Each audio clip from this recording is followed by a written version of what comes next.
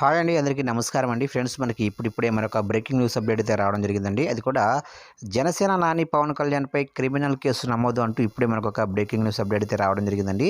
అయితే ఇందుకు సంబంధించిన పూర్తి వివరాలు అయితే తెలుసుకుందామండి. వీడియో ఎక్కడ స్కిప్ చేయకుండా చూడండి ఫ్రెండ్స్. ఇక లేట్ చేయకుండా వివరాల్లోకి వెళ్ళిపోదాము.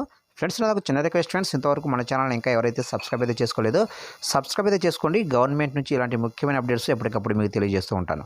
ఇక లేట్ చేయకుండా వివరాల్లోకి తెలిపోదాము. ఎన్నికల దగ్గర పడుతున్న సమయంలో ఏపీలో కీలక పరిణామం చోటు చేసుకుంది. జనసేన పవన్ కళ్యాణ్పై గుంటూరు కోర్టులో క్రిమినల్ కేసు నమోదైంది. గత సంవత్సరం జూలై 9న వాలంటీర్లపై పవన్ కళ్యాణ్ అనుచిత వ్యాఖ్యలు చేశారు. దీంతో రాష్ట్ర ప్రభుత్వ ప్రతిష్టకు భంగం కల్పించారని రాష్ట్ర ప్రభుత్వం పిటిషన్ దాఖలు చేసింది.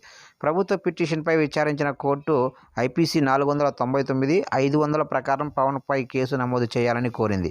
అలాగే కేసు విచారణను 4 అదనపు జిల్లా కోర్టుకు బదిలీ చేస్తూ జిల్లా ప్రధాన కోర్టు నిర్ణయం తీసుకుంది. ఈ నెల 25న విచారణకు హాజరు కావాలంటూ జనసేన అధ్యక్షుడు పవన్ కళ్యాణ్కు జడ్జి శరత్ బాబు నోటీసులు జారీ చేశారు.